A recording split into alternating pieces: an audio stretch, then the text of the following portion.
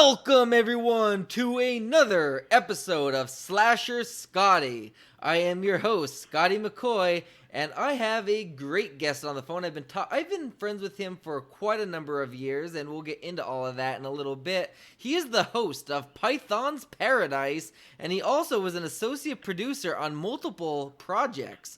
His name is Greg Gilbert, and he is on the phone with me right now. Hello, Greg. How are you doing? I'm cleaning right now. I'm one of these essential worker people during this pandemic, but I'm right now in the midst of getting equipment together so I could do Python's Paradise on a more independent level. And you've been on my show 4 years in a row, and come January, it'll be 5 years for you. Right. Yep, that's exciting. So, as you mentioned, I've been on your show for it'll be 5 times this upcoming January. So, how did you and I actually first meet? Well, we've never met. Well, you know what I mean. Listen, I think we connected. I think you had a horror film page on Facebook at one time there, and I think it was something to do with Lar Park Lincoln. You were doing some kind of birthday tribute or something for her or something, and Lar Park Lincoln, of course, played telekinetic Tina in Friday the 13th Part 7. And I ended up getting connected to her because I guess she either commented on your post or something. But when I sent a comment and response or something, she commented. I think it had something to do with me wanting to get her on the show, and she told me how to do it, blah, blah, blah. If I can remember that correctly, I interviewed her in 2016, so the details might be a little shoddy. But, yeah. Yeah, it's funny because you mentioning that it was like I think it was like it was a tribute in my Camp Crystal Lake group. I think it was about Final Girl Friday or something like that. Something and like that. the picture. I know you did one on Melanie Kinnaman as well. Yep, and I'm a lot more connected with. Yeah. Yes, and the picture I had of Laura Park Lincoln, she goes, "Thank you so much, Scotty, but eek, that's not my body on that head." And I'm like, whoopsie. But yeah, she's beautiful. She is. She really is. And Yeah. she's a nice person. And I remember like it was yesterday because I wrote a couple of books and you wanted to get me on your show for the first time. And I just finished work. And I was driving home and you ended up messaging me, asking me if I wanted to do an interview. And I'm like, oh my God, I'm driving. I can't answer him right now. And I was like all panicky. I'm like, it was like an hour drive away and everything. And I was like all panicky. But eventually I messaged you and the rest is history. Like, been on the show 5 times, and I mean, we've been good friends ever since. We talk not every day, but as much as I possibly can, being busy with work and everything. Well, here's the thing with me, and this is not a shot against you. Yeah. A lot of people would not think to interview you. Right. Because your name's not above the latest horror films. Right. Me, on the other hand, I like interviewing the big people, yes, like Lar Park Lincoln. But I also, I like to do interviews where I think I can find a story. Mm-hmm. And the fact that I've had you on 4 and coming up 5 years, come January 5, says something about what you're doing and what I don't think people pay attention to. Right. And sometimes it amazes me which ones of my interviews get a lot of views and which ones don't. Sometimes interviews I've done that I think are going to go skyrocket don't, and then some of them that I don't think are going to do much end up being ones that get shared out by the guest and do really well. So it's hit or miss, and either way, it doesn't bother me. Exactly, and I mean, And thanks to you, like I've noticed, an increase in my book sales, and I've noticed, people, buying my movie and all that stuff because of getting the publicity. It's free publicity, and if you have like 3 people that listen to it, then those 3 people are gonna share it to their friends, which will get shared to their friends, and the old fashioned that's where the old fashioned word of mouth gets thrown out, gets thrown around. Yep. So, That's speaking right. speaking of your podcast, tell us a little bit about it. Well, I've been reviewing movies since 1996. Like, I grew up loving movies. My parents used to take my brothers and I to the drive-in. Mm-hmm. And, like, I remember 5 years old, we saw Pete's Dragon at the drive-in. And we'd see, we saw the Star Wars trilogy, E.T., Raiders of the Lost Ark, a bunch of stuff like that. And I always, like, when I was in school, I had attention deficit. Mm-hmm. So I couldn't pay attention. I was always daydreaming about movies I'd watch. And of course, why not? What's Right. math got that's got to enhance the imagination? But nonetheless, as I got older, I used to write stories a lot, and I kind of stopped doing that because I wanted to get into film criticism. And in 1996, I started reviewing movies, and I still do that.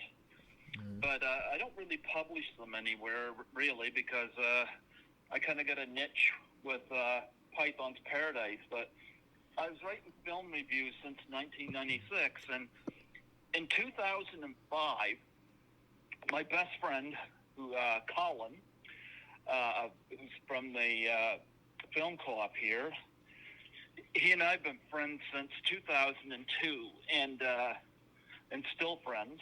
Mm-hmm. And he suggested that I go down to CHSR, which is the campus radio station here. He said they do all kinds of different stuff.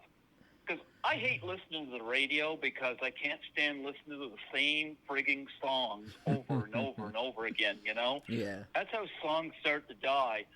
But I went down there, and first I called, and the program director answered, and she said that I pitched to her about doing a film critic show, and she was quite taken. She was like, we never had a film critic before.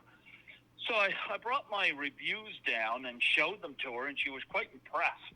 Mm-hmm. I had this big, thick book of reviews, and they trained me, and I did a film and music show, and I did it like that until for 10 years, and then come 2015, I ended up turning it into a podcast.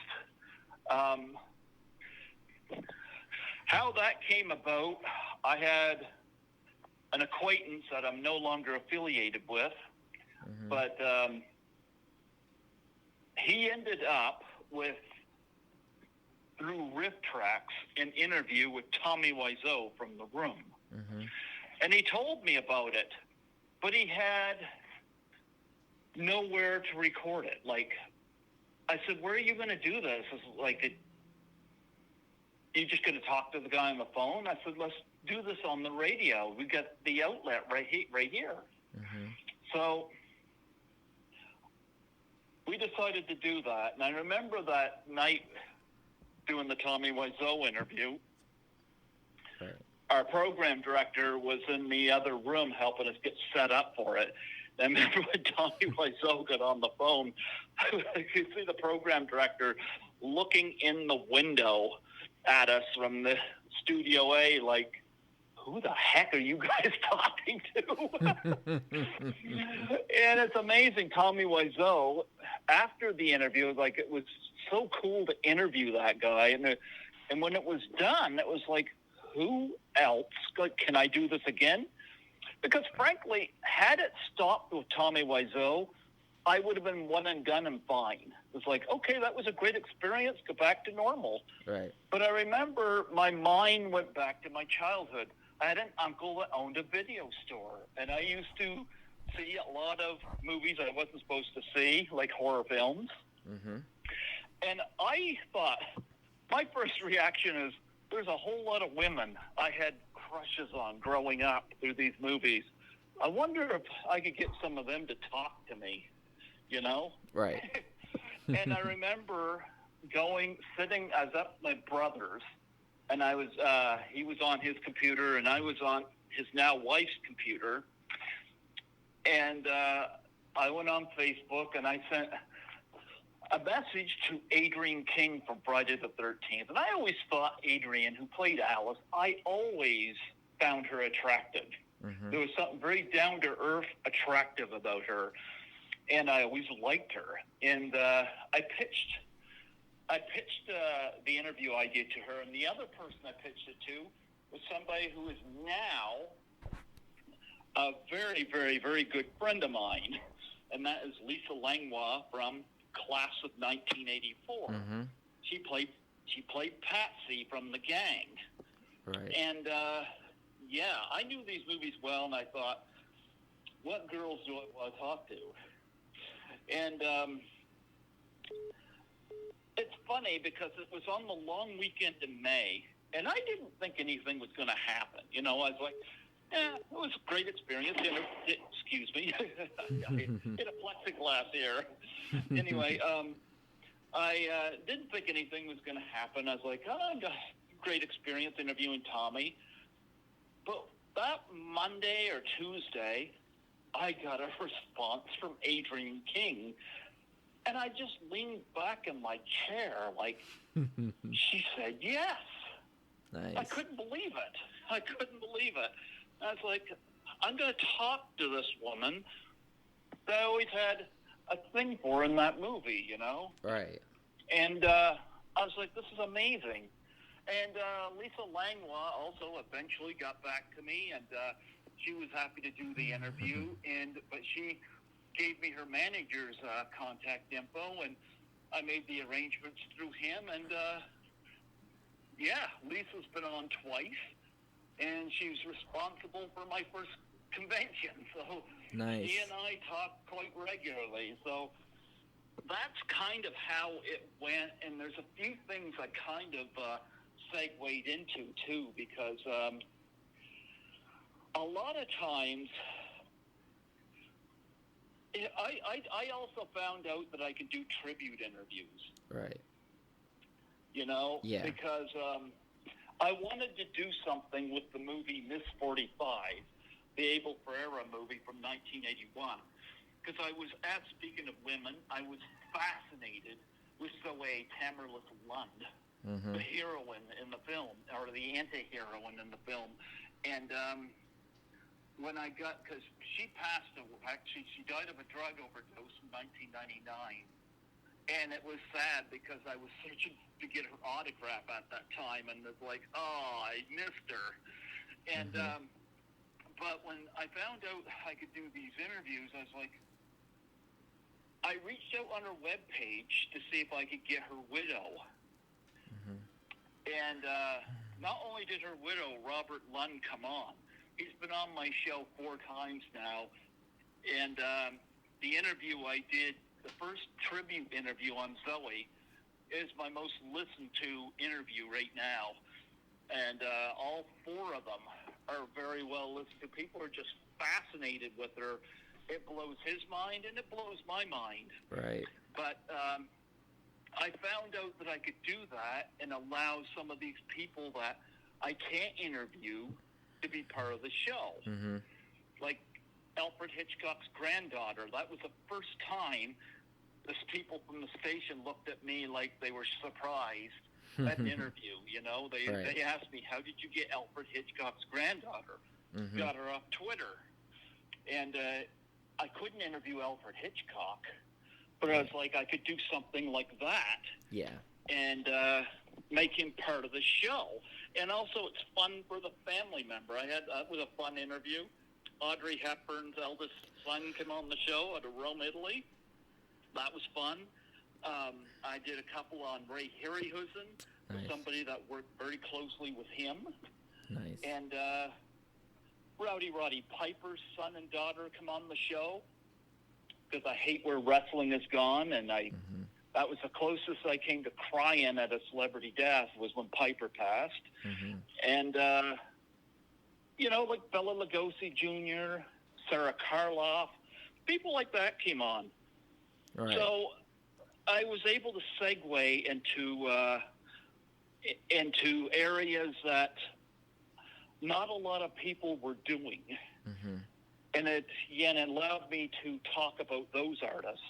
Right. And it made sense. It made sense because a lot of those, like Sarah Karloff and Bela Lugosi Jr. And Victoria Price, they will do the cons. And still meet the fans of their father. So I think that is fantastic. I know that's a long-winded answer, but I knew it was going to be. Well, it's a good one, too. It dives into your show, and it dives into your interviews and how it all started and, all of the tribute interviews, which is amazing because, people want to hear about, about Boris Karloff or about, Bela Lugosi or Rowdy Piper, and they can't hear them because they're no longer with us. So what better way to get into their life than through their either significant other that is surviving them or their children, you know what I mean? Somebody that is close to them that would be able to, give them the answer that, give the fans what they want about the life of their loved one. Let their legacy live on. Well, it wasn't until my 10th interview, and I did 20 in 2015, and boy, has it ever blown up, because I think the most I've done in a year is 128 in 2017. But that first year when I did 20, it wasn't until my 10th, and that was Melanie Kinnaman. It wasn't until I interviewed her where I kind of leaned back in my chair, and it was the first time where I was like, I asked everything I wanted to ask. And it was the first time I felt, I think I'm really getting good at this. Right. Yeah. And now I'm a lot more confident with it. I'd like to get back to it because COVID kind of screwed it up, but I'm working on it. Right. I'm working on it. Which leads me to my next question. We know that COVID-19 has hit the world and obviously shut down a lot of places, including your podcast. We talked about that. So do you have any plans on getting set up again? And if so, when? And any guests that will be on that we can be on the lookout for when you return to interviewing? I never announce guests before I do them, and there's a reason why. Because I like that if something happens, they have to cancel. Right. I'll give you an example. I was supposed to have the daughter of, Lou Costello on, of Abbott and Costello fame. Yeah. And she ended up having to cancel due to COVID because I think she works as a travel agent. I believe so. Anyway, she had to cancel. Now, I can tell people I'm going to have Lou Costello's daughter on. But in reality, that didn't happen. Right. Now, she's happy to come on whenever this clears up, but I don't know when that will be. Right. But, so I never announce guests. Now, I am going to tell you this. My former station manager, Tristan, wonderful woman, she gave me advice early. She said, when you do interviews, don't post them right away. Right. Save them for a rainy day. And boy, that rainy day turned out to be COVID. I have a thing, well, I've done, as of right now, as we're talking to you, I did 30 interviews in 2020. Right. And unfortunately, due to the station being closed up, I'm not able to, I'm just going to close the door here. Anyway, due to the station being closed up, I haven't been able to do any more. Right. Now, that would be havoc for other people because they've had to play reruns of my show because I'm not that tech savvy. So, I'm not that tech savvy, so I haven't been down there to even do my show. Right. But one of the things that that Tristan has told me. She said, save stuff for a rainy day. So I put a new interview up every 5 days. And as of I'm talking to you right now, I have done 384 interviews. Right. Yep.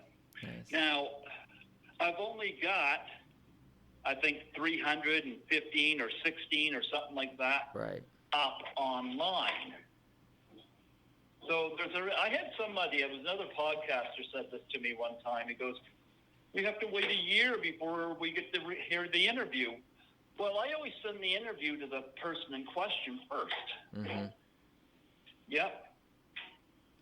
So they get to hear it. But the fact that, like right now, I could go all next year if I put one up every 5 days on YouTube. I could just as easily go next year and not have to put anything new up at all. Right. Yeah. Like I wouldn't have to do any interviews, but I just want to get back at it because it's fun. Right. But I was able to, I just kept thinking back at Tristan when she said, or Tristan, excuse me, she goes, say something for a rainy day. Well, I've got plenty of interviews to put up on YouTube because you'll notice I date them. Yep. When I put them on the episodes, I date when I did them. Right. And every one I'm putting up right now is 2019. Nice. So I've got 30 from 2020. But right now I'm in September 2019, the stuff I'm putting up. Okay. So, yeah. So I have Tristan to thank for that because had she not said that to me, I probably would have been putting them up and then I would have been frustrated right now. Right. So, yeah, I think it's actually the smart thing to do is to do them that way. Right. So, yeah. So here's a difficult question you might have to answer. I'm not going to say the best, but who was the most interesting guest that you had to interview? Oh, my goodness, that is a hard question. Most interesting guest. I don't want to say best because that would make people feel bad if you say, somebody's best. But there might be somebody's stories that might be more interesting that you enjoy to hear. I'm going to tell you one that stands out. I did 4, as I mentioned earlier. I did 4 tribute interviews on Zoe Tamerlis Lund from Miss 45. Right. And the stories that Robert Lund shared about Zoe, they were right on, like, I'm going to tell you, he really shared some stuff. Like, some people will answer a basic question, and then there's some people that really, they give you the juice. And he really, all 4 of those tributes were great, and I'm still in touch with Robert, and he even sent me some handwritten stuff from Zoe's diary. Okay. So I'd have something that was in her handwriting. But those 4 tributes I'm extremely proud of. Nice. Because, I get to find out about this woman I was fascinated with. I discovered Miss 45 through the documentary Terror in the Isles. And I saw clips from that movie, and I don't know, Zoe fascinated me. And I was like, when I discovered that I was able to do this podcast, it was like, I really... Right. That became my first tribute interview, and I'm very proud of that. Ralph Bakshi, the director and animator of Fritz the Cat. I had him on twice. That was an interesting experience. Oh, my goodness. Tribute interviews in general are interesting. Like I said, Hitchcock's granddaughter was interesting. Then there's people that, I love it when people, and I never go digging for dirt, but sometimes it's great when somebody just comes out and says what they really feel. Princess Victoria. Jim Wynorski, the director of Chopping Mall, he did not hold back on how he felt about certain people. Princess Victoria, the wrestler, she did not hold back, and that's my longest interview to date right now as Princess Victoria. She did not hold back and what she thought of Vince McMahon, the Fabulous Moolah, and the WWE, and she had every right to. It's great when you get people that are willing to. And again, I'm not the media going, oh, can you share any dirt? I'm not looking for dirt. I just want to have a conversation, a recorded conversation. Right. But some people come locked and loaded, and they will say this, they'll say that, and they won't hold back. And those are always a lot of fun. Right. And of course, Lisa Langlois, of course, I've interviewed her twice. She's wonderful and opened up a whole new world for me. And her interviews were fun as well. I could go on and on, Scotty, about great interviews. I mean, I know there's some I'm not even thinking of, but every year has people that are really interesting, Right.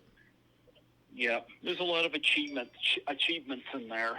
Nice. So, so what type of? So I know you're associate producer and on a number of projects. So what are those projects, and how did you get involved with them projects? You know what? It's interesting. Since starting, I got to backtrack here because since starting the podcast, it wasn't until 2017 I went to my first con. Now you got to remember, I lived in New Brunswick my whole life. I'm 48 years old. In 2017, I never ever planned to get on a plane. Never planned to do any of that stuff. Right. And I had interviewed Lisa Langlois for the second time in 2017, and she asked me what's stopping me. And then she had mentioned that she is doing Horrorama in Toronto, which is run and operated by Chris Alexander and Louis Therese. Right. Chris Alexander of Fangoria fame and Louis Therese of Suspect Video. And I couldn't say no, and it changed that part of me. I finally got on a plane, and it didn't bother me. And I saw a whole new world outside New Brunswick, and boy, I fell in love with Toronto. And I got to know Lisa on a deep friendship level that I've now gotten to know some of my other guests on a friendship level as well. Right. But she and I are still in touch. And the reason I bring that up is because it segued into other things opening up for me. And one of those things was 13 Fanboy. Yeah. Now, Debbie Sue Voorhees, who of course was Tina in Friday the 13th Part 5, A New Beginning, she's been on my show 4 times. And she's a delight. Debbie Sue's a delight. And I wanted to have her on for a 5th time this year, but COVID. But I am going to reach out to her next year. You got to do more 13 Fanboy stuff, but I think it was on the 3rd interview that she had done with me that she had announced 13 Fanboy, and she had mentioned some of the people she was going to be having in it. Of course, at the time, Tom Matthews was going to be in it, but he has since left the project, and Adrian King had left the project, not over disgruntled reasons. It was other scheduling and stuff like that, you know, that I'm not going to get into right now in detail. But I remember when she had started reading off the names of people that were attached, she mentioned Tracy Savage from Part 3. And I had a big crush on Tracy, and I'm looking to get her on the show for a 3rd time, and she's open for it. But the moment that she had mentioned Tracy Savage, I was like, okay, lock me in. And I didn't tell anybody that I was going to do this. I was like, because I knew people in my family probably talked me out of it. Now, at the time, the co-producer, Perk, on the Indiegogo campaign, it was in the 3 digits. It's now in the 4 digits. But at the time, it was cheaper. And I decided I was going to go for co-producer. Right. And and it was like, wow. And my younger brother, who is also my manager, my tech guy, he said at the time he would have talked me out of it, but now looking in hindsight, he said he's glad I did it. Right. Because he said, this could segue into something. And that's kind of how I think of it. Mm-hmm. But I got involved with that. And then after that, I got involved with a lot of Friday the 13th projects. The next project was Hearts of Darkness, the making of the final Friday. Right. Through Adam Marcus. And it's directed by Edwin Samuelson. And what's interesting about that project, I'm only associate producer on that, but what I'm discovering through 13 Fanboy and Hearts of Darkness is this little family bond that is forming. Like through 13 Fanboy, I got to know Jason Bradford. I got to know Noelle Berger. I got to know Troy Elke. These are not stars, but I've had them on the show because they're amazing people. And with Hearts of Darkness, Adam Marcus would do these Facebook Lives, and he would always do them with Ali Rivera. And boy, and Bobby Heckman's the same way. We just fell in love with Ali Rivera. Right. And I can see why Adam Marcus brought her on, because she's got such a festive, catchy personality, you know? Yep. And I always say to Adam Marcus, give her cheek pinches, give Ali cheek pinches, because it's my way of saying this girl is so cute, and I don't mean that in a romantic, lustful way. I mean like the way I would think my cat is cute. Right. She's so cute, you just want to reach out and give her a cheek pinch. And of course, there's still photos online of Adam Marcus cheek pinching her, and I'm like, oh, that's awesome. But I've noticed this little small community forming where I got to know some of these really interesting characters from these films that aren't stars, but man, I like these people. Yep. And then, of course, Bobby Heckman. I'm co-producer on Victim No More. I signed an NDA on that, but I will say this. It is a Friday the 13th film. The only thing I can say, Jill Whitlow will be in it from Night of the Creeps, because he announced her. I can't say the other people that are involved with it because I signed an NDA. That's fine. But I'll say this, though. It's going to have some names in it, especially from Friday the 13th territory, that people are going to want to see. Nice. How I come to know Bobby is I reached out to get somebody on the show, and I knew Bobby Heckman managed this person, and his response to me was wonderful. He said, this person is very, very, very busy and is not going to be able to do this. But he was so encouraging of me. So when Victim No More came out, I remembered that. Right. Because I've had one or two managers or agent who's been very condescending to me. Right. Yeah. Like when I get somebody that is upset because I connected with, got a lot of my interviews through Facebook, they get condescending because I'm supposed to go through management. I'm like, no, if they got a Facebook page or a web page and they respond to it, then so be it. Right. But I've had one or two of these manager folks that were condescending to me.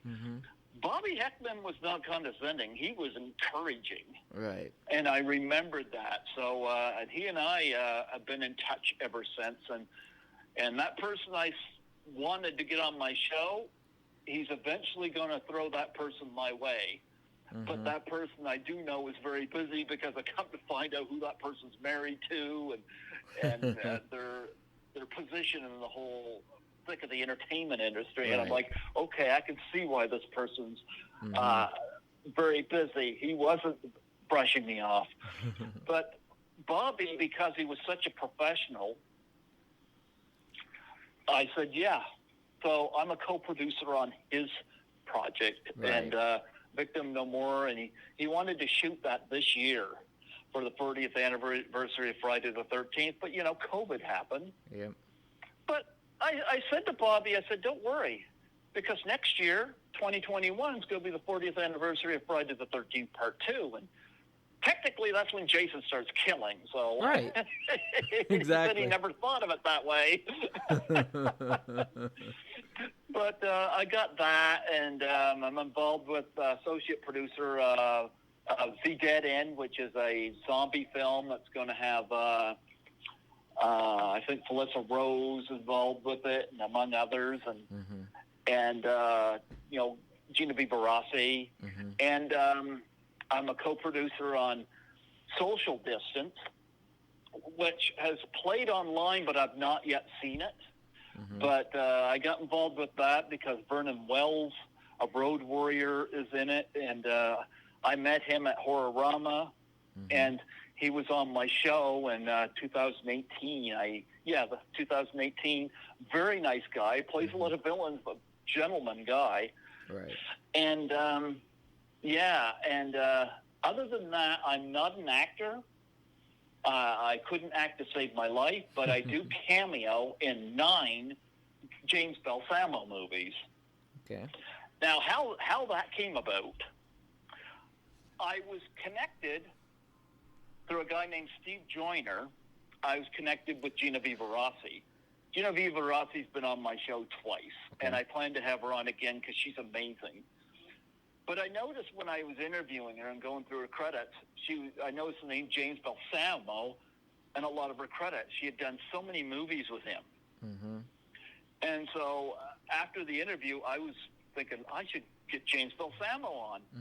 James is an interesting guy. He goes to conventions, and he signs autographs and stuff, but he goes to the people that are guests there, and he asks them to do a cameo in his films. And he's had some amazing luck with this.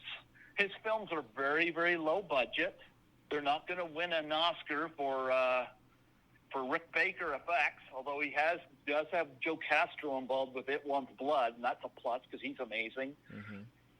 But I remember one night I was working the night shift, and it was 4 a.m, and I was having my lunch, and I get this message from James Balsamo asking me if I wanted to shoot my own death scene on my phone and send it to him for Cool as Hell 2.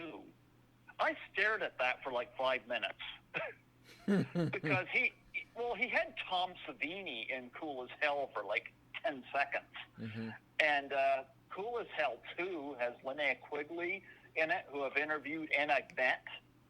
And Michael Berryman's in it, and various people. And I phoned him up because he was 4 hours behind me. It would have been midnight his time. I knew he'd be up. And he answered the phone. I said, James, first off, I wanted to know why he wanted me to act in it, because I'm not an actor. He said he enjoyed doing my podcast. And I was like, he sold me right there. And looking at his films, I don't have to give a good performance because James doesn't give a good performance. But it doesn't matter because James is having fun. James is not out to win an Oscar. James is out to have an experience. He's out to have fun. That's why he associates with Lloyd Kaufman and people from Trauma. And James is an amazing guy. And I'm honored he asked me. So I looked at the trailer for it, and I saw a clip of Linnea Quigley doing a little dance. And it gave me an idea of what I wanted to do for my death scene. And I went to my brother's apartment. He filmed my scene on my phone, and we sent it to Acid BAF Productions, which is James Balsamo's production company, sent it to him. He spliced it into the movie. Right. And then he asked me if I would do 2 cameo scenes in It Wants Blood. Right. Now, the catch here was he said my scene would be watched on a television by Eric Roberts. Oh, nice. I'm like, yeah, I'll do it. I'm in a movie with Eric Roberts, in a scene with Eric Roberts, and I didn't even have to leave Fredericton. And the way he edited it, he gives an interesting reaction to my particular TV comment. But it was pretty amazing, and so far I've done 9 cameos, 9 of his films. Nice. And I've done various different things with those, and I've had fun with it. So James was a pretty interesting guy, and I hope to do more with him. Right. But, COVID and finances and stuff kind of puts a halt in that, Yeah, definitely. Yeah. Definitely. Yeah. Again, a long-winded answer, but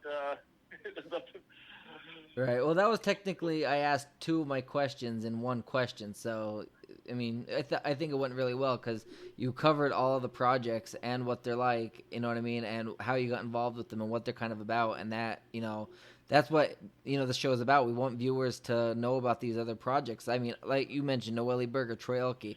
I interviewed Troy Elke. I haven't interviewed Noelle Berger, but I met Noelle Berger. I met Bobby Heckman, both at a creature feature event that my company was at, and oh my god, they were amazing. It was funny because I was looking for Noelle, and I didn't know if she was coming up or not, and I was talking to somebody about Noelle, and she's like, "You mean me?"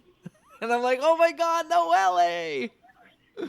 And then I asked her if Bobby Heckman was here. I heard he was supposed to be here with Victim No More, and she sent me his way, and I messaged him, and I'm like, "Hey, you're on my Facebook." We spoke a little bit, and he's like, "Yeah, I remember you.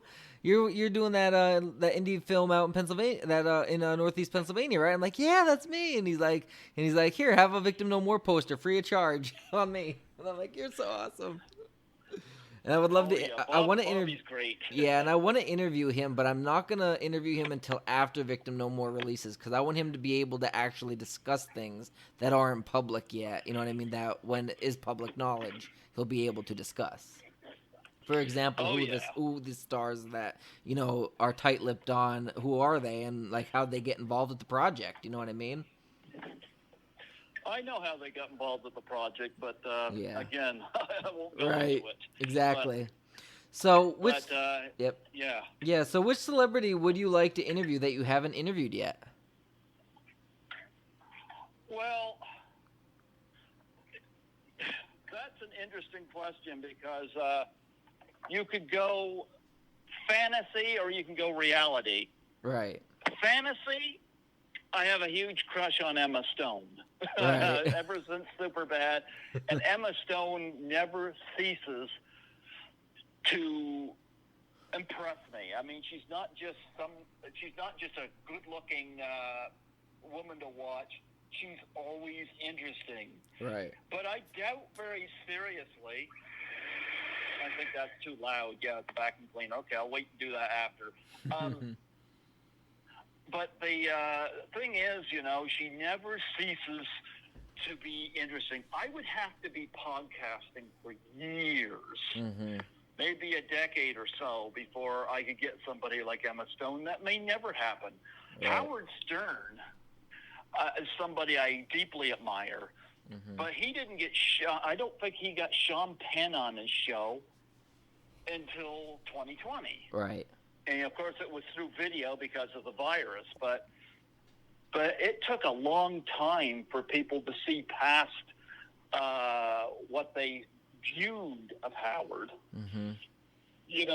People saw him as obscene and gross, and people started looking past that and seeing a very sensible person. I mean, the guy is a photographer.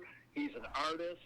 He helps the North Shore Animal League. There's so many layers to Howard Stern, and I think people were starting to see that. Now with me, it would probably. I'm gonna be frank. I'll probably never get Emma Stone on the show. Right. And I'm not saying that to down myself. I'm just being realistic. Right. But I like Emma Stone. But Right. in terms of people I could take a match, well, one person I would love to interview is Nancy Allen. Okay. I love Dress to Kill. I loved her in fact, she's one of the big things I loved in the movie. I love Brian De Palma, but Nancy Allen, to me, makes that movie. I have been in talks with her, and I've been put in touch with her. Mm-hmm. But, the COVID happened, and station got shut down. But, right. But she's somebody that I'm working on, and I can say right now she's open to it. It's just a matter of when. Right. Lynn Laurie is somebody I want to interview. Mm-hmm. I met her at Horrorama 2018, and it was the first time I had ever pitched my show to somebody at a convention, and they gave me their phone number right there. Nice. Sometimes they'll give me a card. Like Vernon Wells gave me his business card, and I had the number to call and stuff like that and all the contact. But that's really trustful, too, because I don't know if I was in her shoes, if I would have gave me her number. Of course, I'm not a stalker or crazy, but right. But I've got 4 films signed by her, and I've kept in touch. And, yeah, she's interested to do my show. We just haven't gotten around to doing it yet, but she's definitely open to it. Who else do I want to interview? PJ Souls I would love to interview. That would be great, yeah. That would be big. I love PJ Souls. But I got a few people I interviewed just this year that I thought out. Right. Like I got Sandy Johnson from Halloween, Yeah. She's somebody I wanted to interview. I got her this year. I got Tony Basil, who sang the song "Oh Mickey." Right. And I was so happy to get her, Right. We just lost Daria Nicolodi of Deep Red. I heard about that, yeah. And I had her on my show in February. Yeah, I was so lucky to get her. And she turned me down the first time I reached out to her, and that was 2016. She had turned me down because she had done 7 films for Argento, and she didn't want to keep going over that. Yeah. So I let it go. But what happened was last year at Horrorama, I had met Lamberto Bava, who did the Demons film. He also did one film with Daria. Now, Lamberto's father is Mario Bava, who did, Twitch of the Deaf Nerve and Blood and Black Lace and movies like that. Well, his last film was called Shock, and it had Daria Nicolodi in it. So I reached out to her for the 45th anniversary of Deep Red, but I brought the Bavas up. Now, she actually tweeted to me in a message that, and I quote, "This interview will likely not happen," but I indulged her. Right. And I pitched to her what I wanted to do. She said she'd do the interview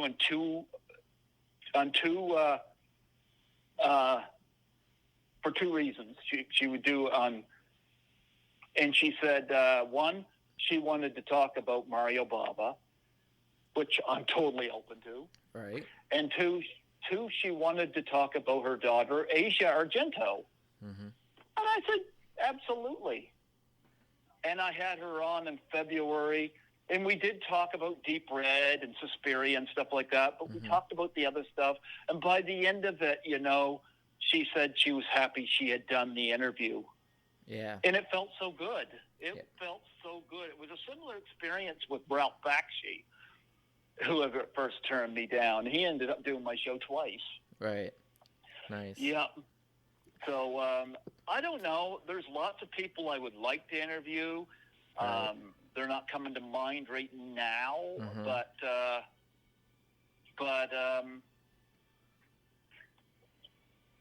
I don't know. There's a few anyway. Right. PJ Souls, Nancy Allen.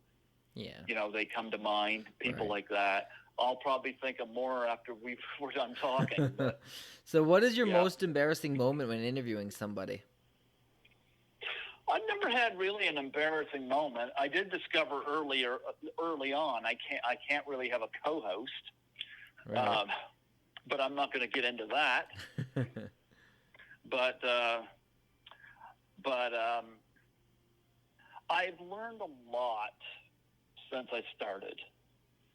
Like, I remember interviewing Dick Warlock, and he was a great guy. He played Michael Myers in Halloween 2. And I asked a question that I really shouldn't have asked. I asked him how he got the role in Michael Myers in Halloween 2. And I could tell the question disappointed him, and I don't blame it. He's been asked that a million times, and he said to me, "Haven't you read my website?"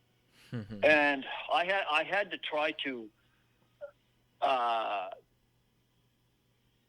merge through that and get the response without.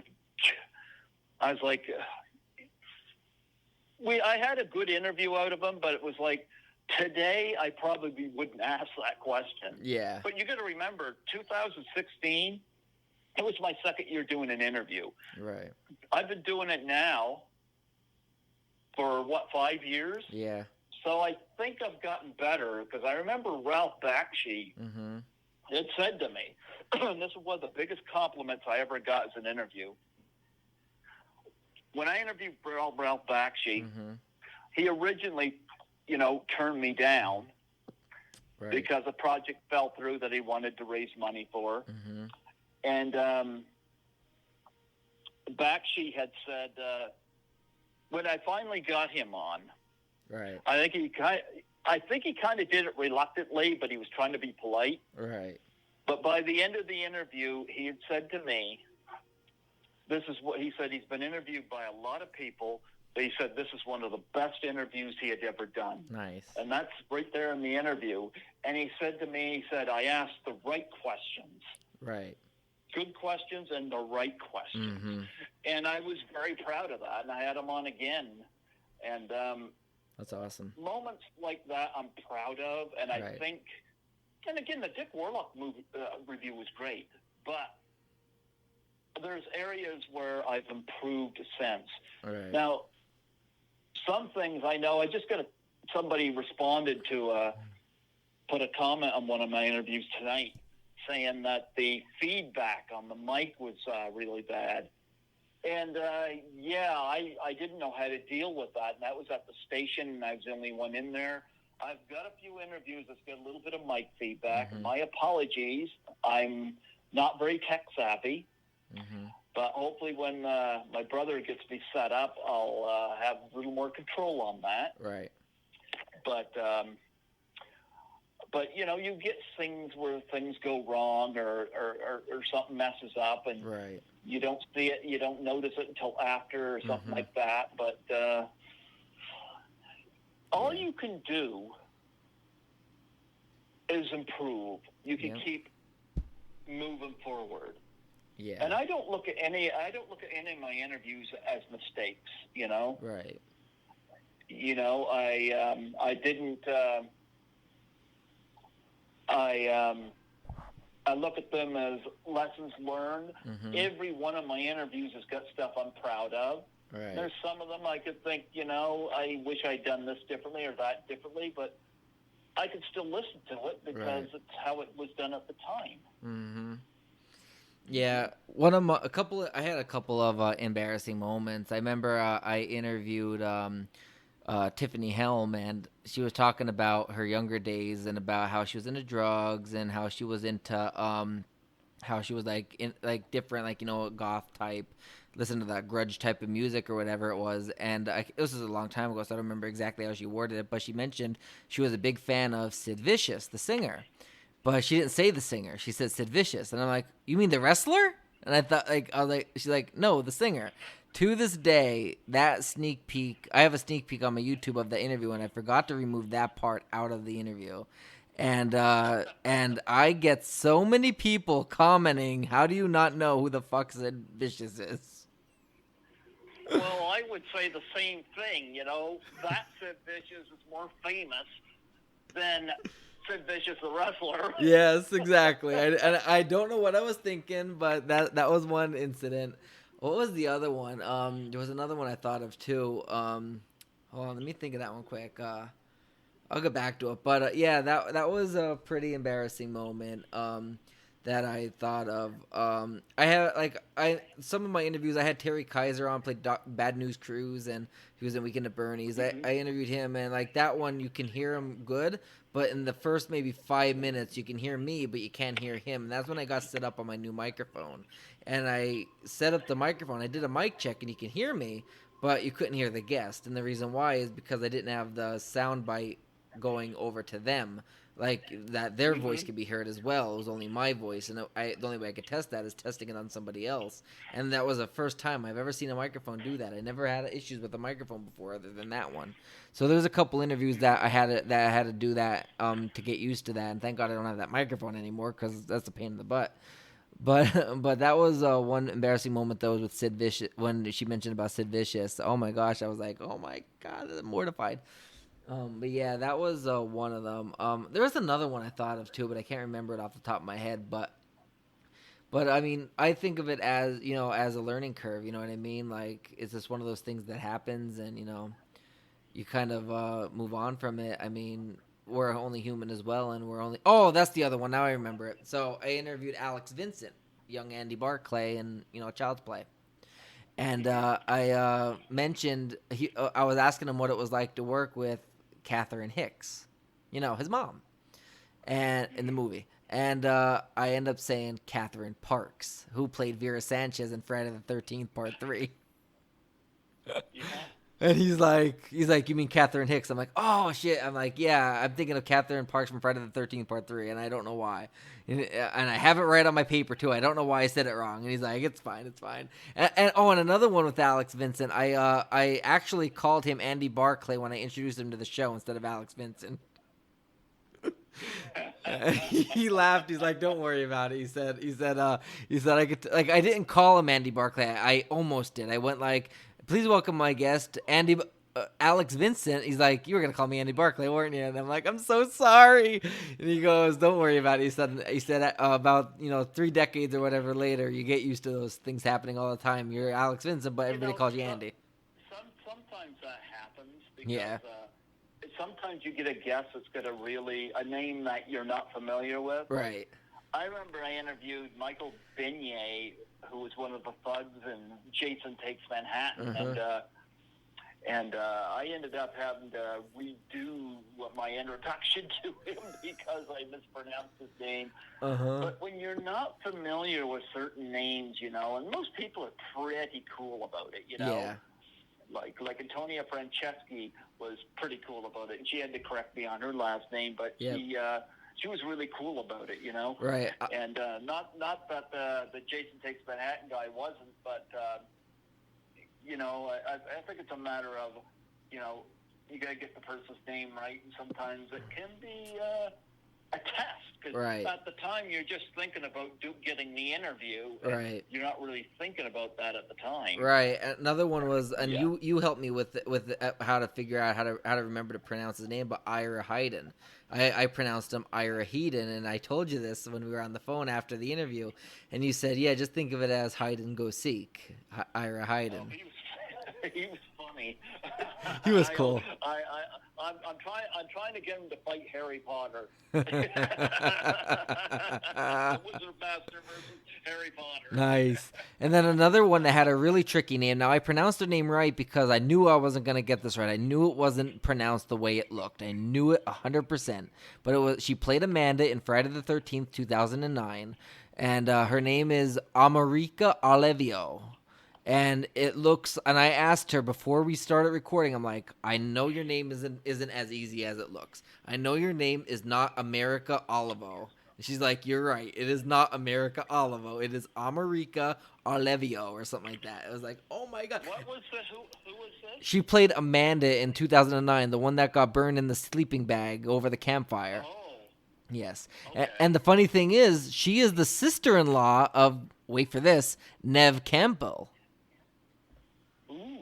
Yes. Always liked that Neve Campbell has something I like on Emma Stone. She's got those cute nose freckles, you know.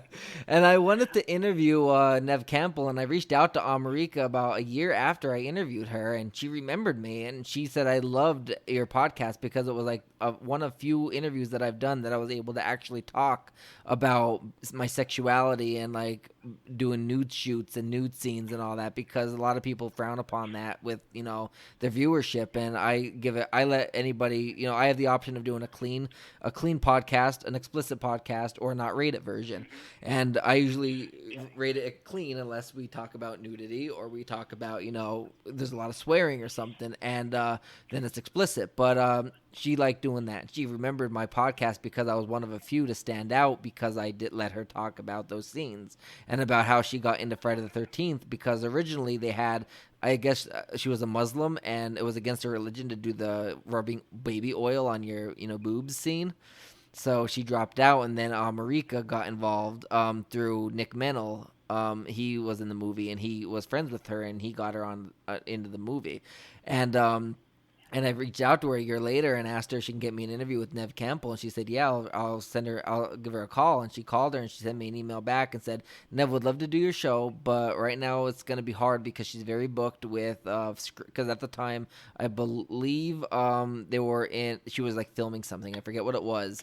And then she said she'll let me know. And then she reached out to me like maybe a year later, and she said she still is interested in doing the interview. Don't think she's holding me off. She's just very busy between conventions and everything. And now she's busy because of Scream 5 and of COVID. She's not doing many publicities because of both of those. So me and her still keep in touch. It's just the fact that she's very busy. I don't want to be rude. I'm just going to vacuum these rugs, but keep asking me your questions, all right. Okay? Yep, not a problem. I have only three more questions. The first two actually are, what horror movie... Bear with me. No problem. What horror movie is your favorite, and what one is your least favorite, and why? What horror movie is my favorite? Which one's my least favorite? Yep, and why? Well, horror movie or horror franchise? Let's do both. Well, for horror movie, I think my favorite is probably John Carpenter's Halloween. Mm-hmm. Although, you know, I love Dress to Kill, love Suspiria, love Miss 45. I could go into so many. Right. You know, Black Christmas. You know, there's so many. Right. But in terms of favorite franchise, probably the Friday the 13th franchise, simply because I grew up with them. Uh-huh. But here's the thing with Friday the 13th. Not one of those films is as good as the original Halloween. Right. Exactly. Although Friday the 13th, I think there's some that are better than others. Like Jason Lives in the final chapter, to me, I think are very solid. You told me your favorite was Jason Takes Manhattan and Jason X. What the hell, man? Well, you got to watch that ranking video. I actually did watch it. I knew that them two were going to be at the bottom of the list. Jason Takes Manhattan was not at the bottom. It was third from the bottom. Yes, third from the bottom. Yeah, I got more dislikes than likes on that right now because I guess you can't have an opinion, but Jason X was my lowest. Yep. Jason Lives is funny, but it's funny in a way that works. Yeah. Whereas Jason X is just fucking stupid. It's corny. It's not like it's not funny in a horror comedic type of way. That yeah. Nope, it is not. Yeah. Nothing artsy about it. And the New Blood, I had a lot of issues with that. I think they should have kept the character of Nick right out of the movie. Or kill him early. Well, look, I got nothing against the actor. Yeah. But the whole thing with a final girl is a final girl's vulnerability. Now, of course, I ignore that with Jason Lives, but Jason Lives, I think, had one of the better screenplays and had some tight characters. Right. But I can't say the same thing about some of the later films. Mm-hmm. But I had a major problem. Here, I'm going to shut the vacuum off here now. My apologies for that. But Not a problem. I kind of have to vacuum this floor up. Not a problem. As I said, I'm an essential worker. That's what I do for money right now is I clean. I do not monetize my interviews because I've heard a lot of my guests have been taken advantage of either by bad management or people, or they're not getting the residuals they need and or they should have. And yeah, and when somebody does my show, it's an honor for me because I was like last in my class growing up in school. I was not an honor student. There was stuff I was good at, but school was not fun for me. But when somebody does my show, I consider it such an honor, and I really, I love it. I don't want to be one of these people who takes advantage of them, so mine's not monetized. That would be different if somebody was paying me to do it, but I haven't exactly reached out for that. Right.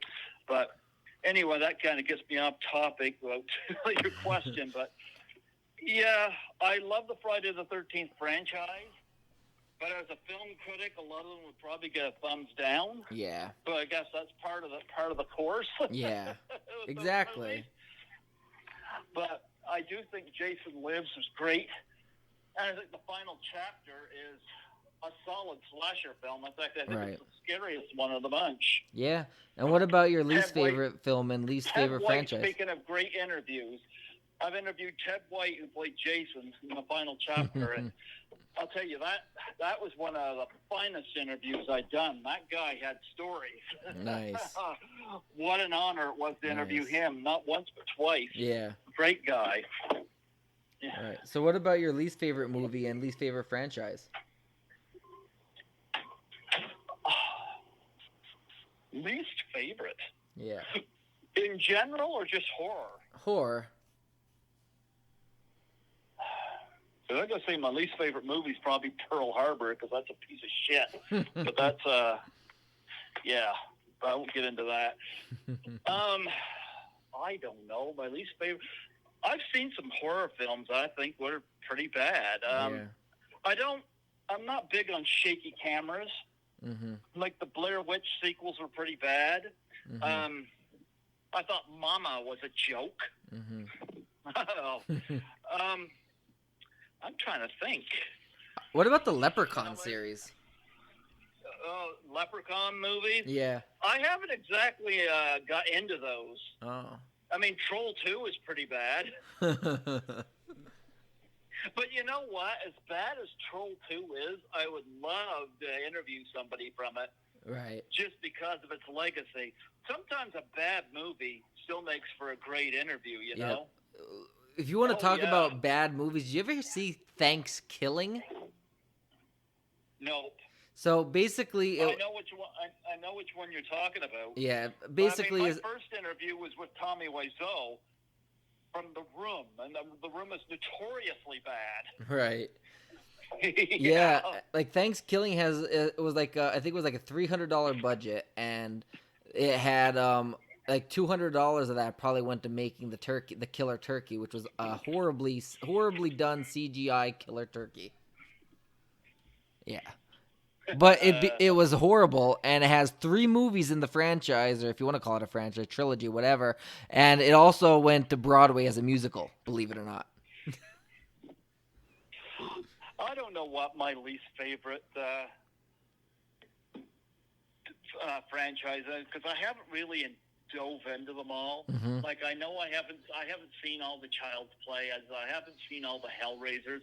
I'm not a big fan of the Hellraiser franchise. I respect the first one. I've seen the 4th one in the theater, and I thought it was dog shit. But I don't know. Jason X is pretty much one of the worst. I'll say that. Your favorite movie is Titanic, right? I thought Titanic was well made, but it's basically Romeo and Juliet on a boat. Yeah. I didn't hate Titanic the way I did Pearl. Pearl Harbor is just an insult. You know, you got no 3 dimensions. three-dimensional Japanese characters in that movie, Mm-hmm. and people wonder why I call it racist, because they tried to sell it to Japan as a love story. That's Right. why. The movie was dog shit, and I think the people that made it should have known better. Yeah. Apocalypse Now, Platoon, those are great war movies. Right. Pearl Harbor is a piece of shit. In Yeah. fact, it's lower than shit. But Titanic was at least well made, Yeah. you know. But I didn't find the characters all that interesting. Maybe Leonardo DiCaprio, you know, he had some backstory and whatnot, but I thought Billy Zane's character in it was a joke. Yeah. Run after shooting, and he showed no emotion at all. A lot of the characters were just what you call caricatures, you know. Yeah. You know, I thought the production value and the work that Jim Cameron did in it was fine. Mm-hmm. But I remember when I saw Titanic, I saw it on a double billing with Tomorrow Never Dies, the James Bond film. And I saw Titanic first, I'm glad. And people were like ripping open boxes of Kleenexes, and I was trying to fucking stay awake during that movie. Like that, I'm sorry, but that third act just dragged on and on and on. It's like, okay, I got the message, you know? Right. You know, I don't know. It got to be a spectacle. Like, I don't think Titanic's a D-level film, but I'd probably put it in the C-level film, you know? Right. I thought it was overrated. For James Cameron, I don't think it's as good as Terminator. I don't think it's as good as Avatar. Right. Or Aliens, for that matter, you know? Right. But, so a lot of people like Titanic. I'm not going to argue with them. Yep. I don't think it's Gone with the Wind.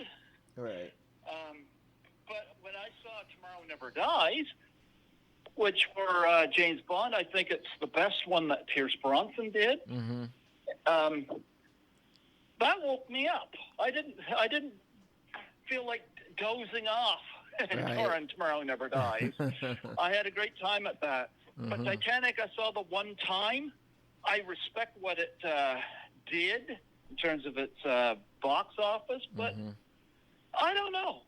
I know people that recommend that movie just because of its box office. Well, it has to be a great movie, so many people went to see it, which is really lame for me when I hear people say that. Right. Because they have no concept to what cult films are.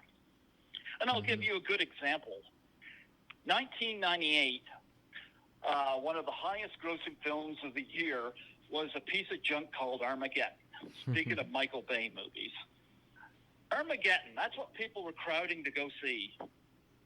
Armageddon. Mm-hmm.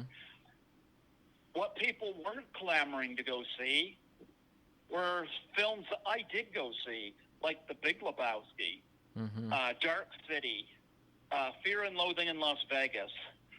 What's interesting, The Big Lebowski has got such a major following right now. Mm-hmm.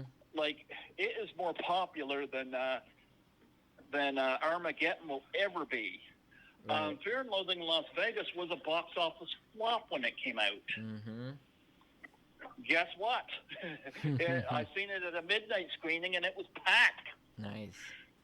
Because people saw it afterwards. I was like, man, this is great. Mm-hmm. And then you got, you know, Dark City. People are discovering Dark City, and the same guy who directed The Crow. But I think Dark City was better than The Crow. Nothing against The Crow, but fuck, Dark City was just twisted and innovative, you know? Right. And in 1999, highest grossing film was Phantom Menace. Right. Boy, a lot of us were regretting that. But I'll tell you one thing. Office Space came out that same year. Mm-hmm. It came and went, but boy, it's got a major cult following now. Mm-hmm. I've interviewed 2 people from Office Space. Nice. Office Space was witty and funny, but it wasn't on everybody's drink cups at the fast food restaurants, you know? Right. A lot of it is heavy advertising. Right. And I'll give you another example. I got so tired of movies in 2001, and Pearl Harbor was one of the reasons why. I hated that movie with such a passion. I walked out angry from that movie. And other movies like Freddy Got Fingered and Corky Ramono. I was like, why am I sitting through such shit? You know? Right. Where down at the university, where they had at the time the Capital Film Society, they were playing some gems. I saw a gold mine of films down there. I was introduced to that, and I saw Mulholland Drive, which is so much better a film than Pearl Harbor. I saw Amelie, which not only was romantic, but so innovative, you know? Amelie is a beautiful film. Right. Much better than Corky Ramono. I saw Gosford Park by Robert Altman. What an interesting film that was. Better than Corky Ramono. Right. But, you know, studios do not know how to handle these films. They certainly don't know how to handle directors like David Lynch, you know? But these are filmmakers that inspire me or compel me, that move my imagination, you know? Yeah. Yeah. So when I hear somebody say, well, it's the box office, fans decide. Well, you know what? After, there's a lot of these movies that make so much money, and then people end up forgetting about them. It's interesting, you know, you don't hear people talk about Armageddon. Right. But you definitely hear people talk about The Big Lebowski. Yeah, or Friday the 13th even. Yeah, but Friday the 13th was a hit when it came out. That is true. I mean, The Big Lebowski was not a flop, but it wasn't advertised. Like, they were using Fargo to advertise it, because Fargo had won some Oscars, but Fargo wasn't heavily promoted either, right. You know? Yep. But Armageddon, I could care less if I've ever seen that. In fact, I don't want to. That and Deep Impact came out the same year, basically the same stupid movie. Whereas The Big Lebowski, I'll watch that anytime, because it's so innovative. In fact, I remember when I went to Toronto last year for Worldama. See, I don't drink. I'll have, you know, a glass of wine once in a while, but I don't really drink. But I remember I was meeting Lisa Langlois from class of 1984. Every time I go to Toronto, she and I get together. Right. Because, you know, we keep in touch. We met at a restaurant, and we ordered, and she was having a glass of wine, and I was like, oh, I don't know what to have to drink. And she goes, well, you're a big fan of The Big Lebowski. Why not get a White Russian? And I looked at the waitress, and I said, can you do that? And she said, yeah. I was like, okay, I want to try that. See if the two divides. Right, exactly. And I was hooked. I loved it. Nice. First time I ever had a White Russian, and I loved it. You know, That's I awesome. don't drink them often, but I loved it. And it's interesting. The Big Lebowski's got this whole thing behind it. Armageddon doesn't. Doesn't matter how much money it pulled in. There's nothing about it. They can have sex with as many animal crackers they want to. That stupid scene. It did nothing. Right. So a lot of times, these cult films are the ones that end up. I just saw, for example, I saw Freaky. I went to Freaky twice. Right. And it's from the same person that made Happy Death Day, which I also enjoyed. Freaky was interesting. Freaky was fun. I like movies where the filmmaker can try to be innovative, try to be fun. That's why I loved Alfred Hitchcock. That's why I loved Stanley Kubrick and people like that. Right. Because of the way they told the story based on how they shot their films. They were amazing filmmakers. Yep. They were amazing filmmakers. Right. And they're the kind of people that they're the kind of people I really want look up to. And Right. if I was making a film, that's what I'd want to copy is what they were doing. You know? Yep. So the last question, Yeah. the last question I got for you is, let everybody know where they can listen to Python's Paradise or any social media or websites they can find you at. Gee, that's your last question? I'm just walking up from work. Wow. Perfect timing. Well, first off, I apologize about the vacuum, but vacuum cleaner, I had to run that because like I said, Yeah. I've been working through this whole pandemic, so personally, I think cleaners should be paid a lot more than they are. I'll tell you that. Definitely. Because I tell you, cleaners put up with a lot. Yeah. But yeah, like I think cleaners should be put up there right with. I put them right up there with all these other high-paying jobs, but nonetheless, I have a new respect for cleaners. But in terms of my social media, I don't have a web page, but if you want to hear my interviews, you can find them on YouTube, Python's Paradise. Look under Greg Gilbert, my real name, because you don't want to end up finding a site that's about pet care. Snake care. There is no Python's Paradise like that, but I have looked it up before, and you'd see these videos go up on how to care for your snake. You know, yeah, nice, and stuff like that. But my stuff's on YouTube. It's the best way to find it, and I do have Facebook. I generally will, when it comes to adding people, if I have a lot of friends in common with other people, I'll add them. I'm very skeptical in adding people that's got like one friend in common with me, but I go. I do have a Facebook page. I have YouTube if you want to listen to my interviews. And the best way to listen to them is either when you're in the car or when you're in the car or when you're doing something on the computer and you just kind of have it on, you know? Right. Yeah, because I don't cut my interviews into segments. Like if an interview is 3 hours long, it's going to be 3 hours long on YouTube. Right. Yeah. They say today that the attention span of people is so low, and I'm like, I don't want to hear that excuse. If somebody's invested to listen to an interview, they'll listen to it. Yeah. Or they'll come back to it. Exactly. If not, then you know what? It's not my problem. You know. Exactly. But I got the YouTube channel now. I just got introduced to Instagram. So many people have been asking me to do Instagram, and I'm probably going to get more involved with that in January. You know, I got so many other things going on. Right.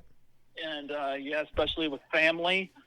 So, but if you want to check out Python's Paradise, go on YouTube, and that's where I have it. And I can say this. I put up a new interview every 5 days, every 5 or 6 days. So, So the 2020 ones are not up there right yet. I have them, but they won't go up until the time comes. Right.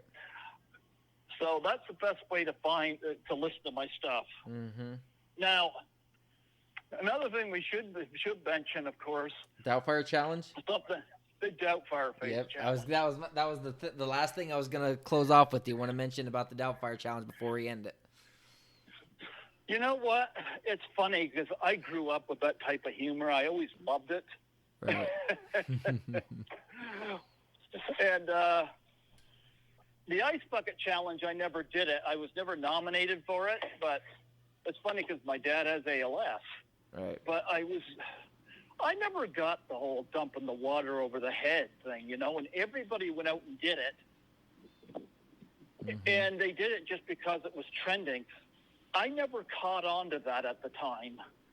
I thought, wow, they got all the celebrities involved with this. I was so impressed. I was like, when Robin Williams passed away or took his life, it was sad because I always liked Robin Williams. But it was the whole suicide and depression thing. And another challenge came up called the Doubtfire Face Challenge, which involved you taking a pie in the face and nominating 3 people. Right. And I've been struggling to get the industry involved with that. What gets me is I get people saying, that's not going to catch on. And I'm like, well, if the other one catches on, this one can catch on. It's like I get really tired. Like, people will do stupid Tide Pod challenge. It's like, what the fuck is that? You know, there's no rhyme and reason for it. Talk about dangerous. But yeah, it's done by stupid people.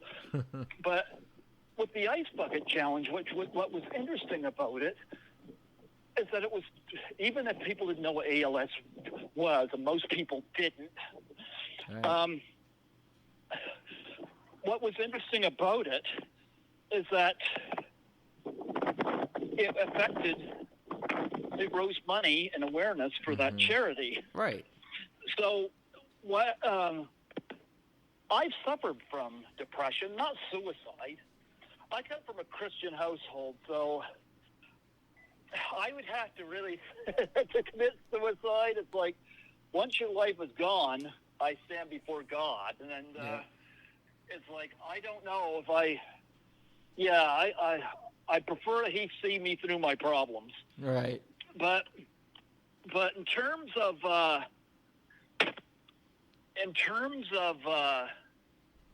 depression, I've been hit with it bad periodically through my life, and I'm going to tell you, it's hard.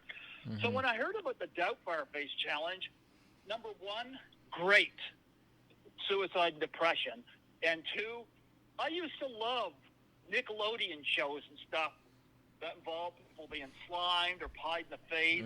I won't do the slime thing, you know, because a pie in the face is a lot less offensive, you know, and it's a lot more fun.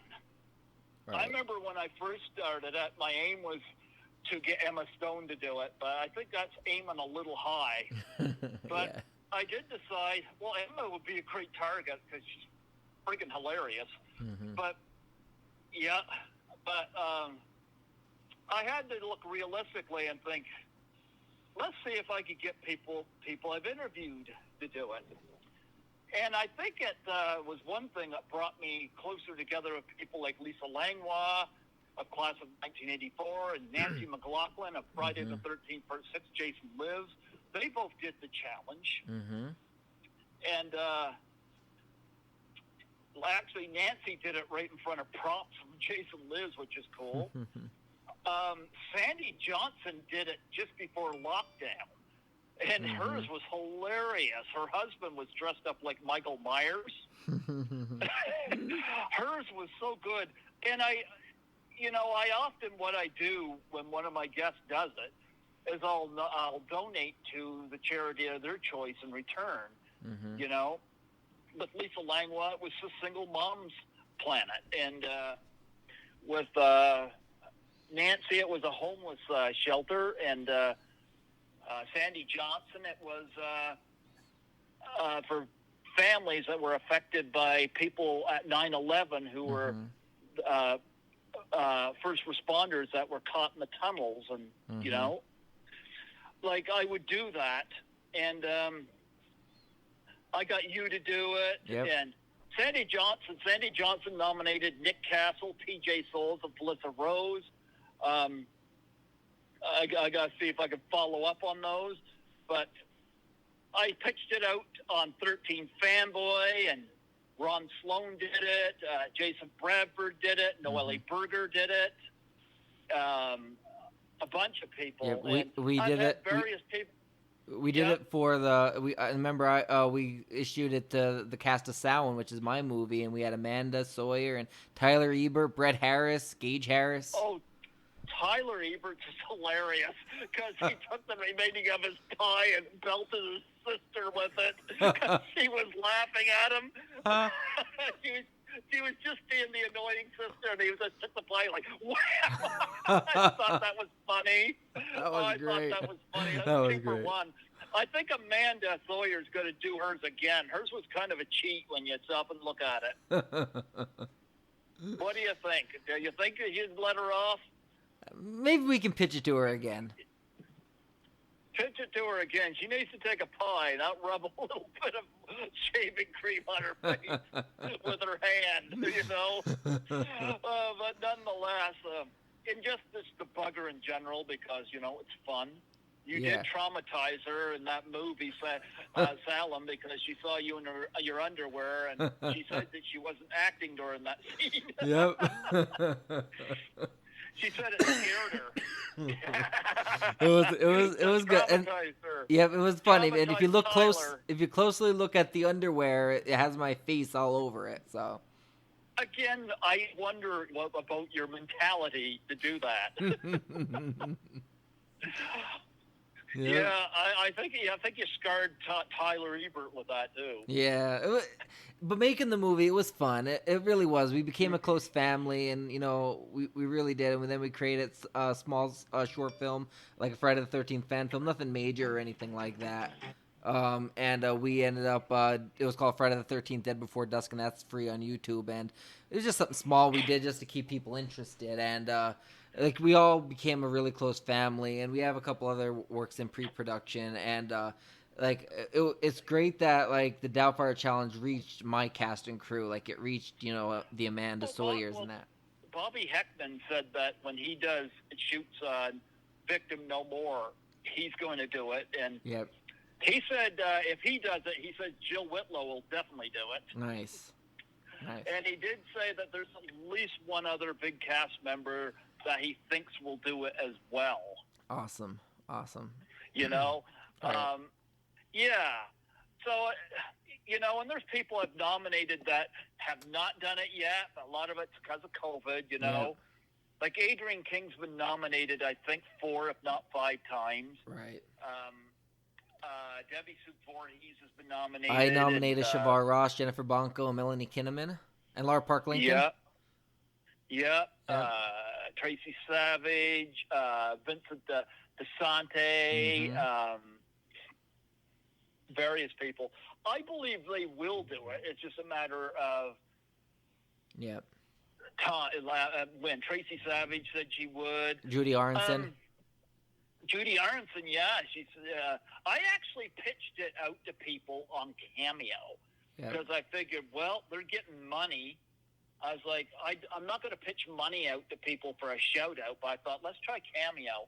I was disappointed at a couple of responses from people that are heavily into depression and anxiety, and it's like, I don't believe a word that comes out of their mouth anymore because it's like, really? Yep. But Tori Wilson certainly got it. Yeah, and she did it. Oh, she did it, yeah. Tori Wilson did it. Roddy Piper's daughter, Ariel, she did it. Yeah.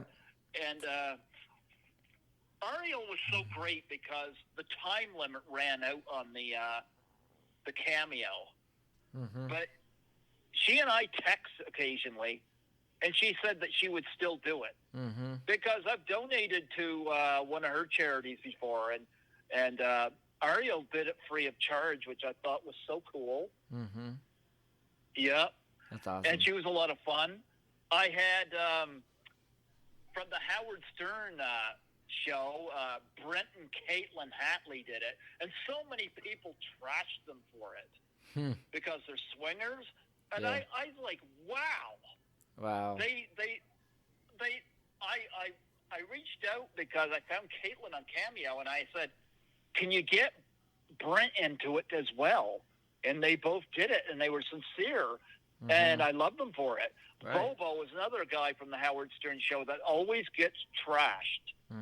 And he did the challenge. I thought it was amazing. Just give me a sec. I'm ordering a couple coffees here, but just stick with me here. You can keep this in if you want. No problem.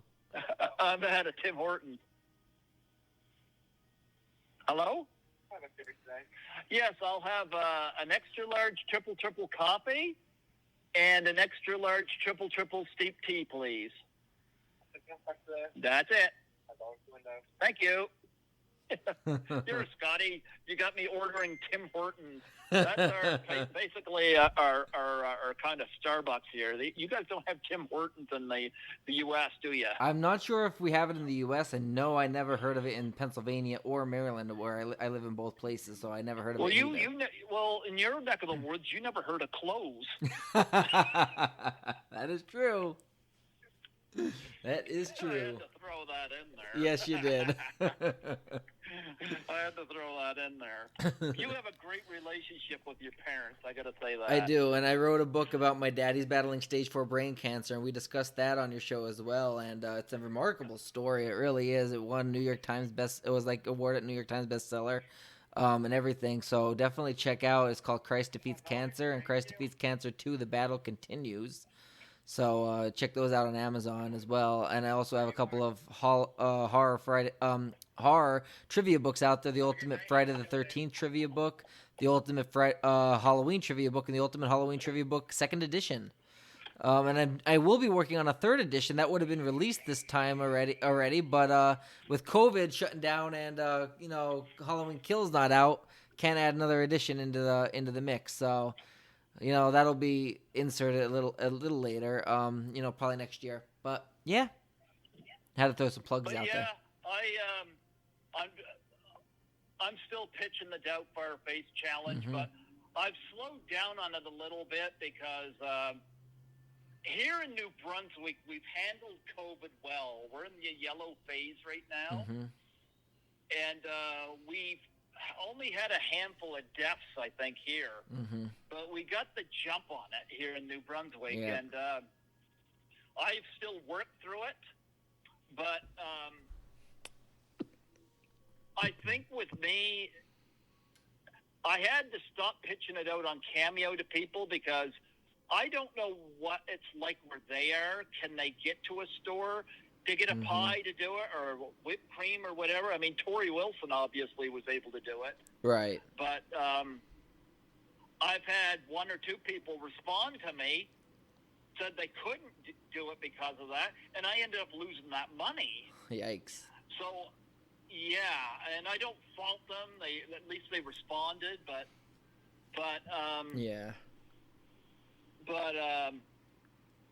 I had to hold off because I don't know what it's like where they are, I'm just here in this New Brunswick, Canada. Yep. So, and like in Pennsylvania and Maryland, stores are opened. You can go in with a mask on, but out in California, they're all under lockdown, curfewed, and like a lot of stores are closed because of it. So it really varies what state you live in, and some celebrities are in states that they can get to the store, and some they're locked down and they don't feel safe to do so. Yep. So I've had to kind of pull back. But I'll tell you one thing. Sandy Johnson I interviewed back in February, and she did the Doubtfire Challenge before the lockdown. And what had happened was after COVID hit bad, she put the Doubtfire Challenge she did on Facebook just to cheer people up, give people something to laugh at. And the response to that was so overwhelmingly positive. Right. Like people were saying, "Wow, I needed this today." They said this was very funny. You know, thank you for this. Yep. And I'm like, I thought that was wonderful. And Sandy's a beautiful soul. Right. And she really is. I interviewed her. She's a great person. She really is an amazing lady. But I'm going to wrap this interview up now. We're a little over an hour and a half now. I hate to wrap it up so soon, but it's been an hour and a half, but I hate to wrap it up, but I have to be up at like 4:30 in the morning. So I'm going to This is an impromptu interview. We were scheduled for Wednesday, but I'm using a couple of hours PTO time tomorrow morning for off of work, so I can drive back to Pennsylvania from Maryland, so I can beat the 24 whatever inches of snow that they're calling for. So that's my end goal is to get home ASAP, and in order to do that, I need to wake up early, so I can use my hours for work. So you mentioned to me doing this interview tonight instead of waiting until January, which I'm like, I was thinking of that, but I thought you were only free Wednesday, and that's why I canceled originally, and then it worked. I just kind of thought about it. I was like, I can. A lot of times when I'm cleaning, I'm by myself. And there's times like when my mom will call or Nancy McLaughlin or somebody, will call me, and I can clean while I'm talking. Right. And I just kind of hit me tonight. I was like, wonder if Scotty wants to do that now. I mean, I was open for January. That's when I'm having you on. Right. I always have you on in January. Yep. But yeah. But I just thought that just came to mind to me, and I was like, let's do it tonight. I could do that and work. I mean, I'm sorry for the vacuum cleaner sound. That could be helped. Right. Yeah. I mean, it went well, and I don't mind you keeping that stuff in. Right. Exactly. Go right ahead. Doesn't bother me. You can even keep my little Tim Horton. You can even keep that in. I don't mind that. It's good advertisement for Tim Horton for any people in the United States that come here to visit. Exactly. Exactly. Here in Canada, it's not. We got to get our morning coffee. We got to get our Timmies. Nice. That's what it is here in Canada. Nice, and I know that like I'll be putting this on iTunes and all that tonight. I might not even do it tonight. I might even do it tomorrow when I get to my parents' place after I'm done work and everything. I'm going to save it, though, and put it on my external hard drive, and then I'll be taking my external, like the audio file, and then I'll take the external hard drive with me, and then I'll be able to upload it tomorrow. That way I can make sure I get my full sleep in. An answer. You said, guests I want to have on the show. Speaking of Canada, I would love to get the Trailer Park Boys. There you go. I would love to get the Trailer Park Boys. That would be awesome. And for those I don't know who they are, they've done 3 movies, and they've got a TV show that's still going. I think they're hilarious. Right. But their movie, Swearnet, forget about The Wolf of Wall Street, excuse me. Swearnet holds the record of the most F-bombs in a single movie. 935. Nice. Crazy. Yeah. All right. Yeah. Well, thank you, Greg, for joining me on my show. I'm glad that I was able to have you on after I've been on your shows going on 5 times. It was great to have you on mine for a change. Well, you know what? I'll do it again. Absolutely. Anytime, Absolutely. Thank you so much.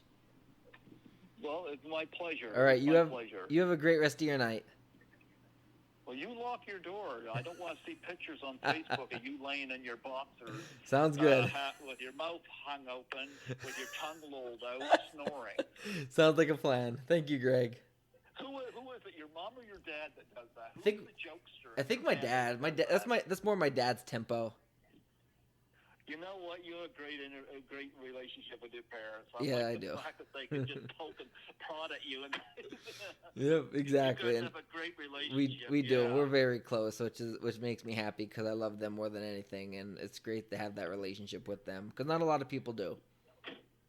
Nope, they don't. All right. Well, God bless you, man. Thank you. I was honored to do this. I look forward to hearing it. Thank you so much. All right. See you, Greg. All right. You take it easy. You too. Bye. Yeah, bye. Bye.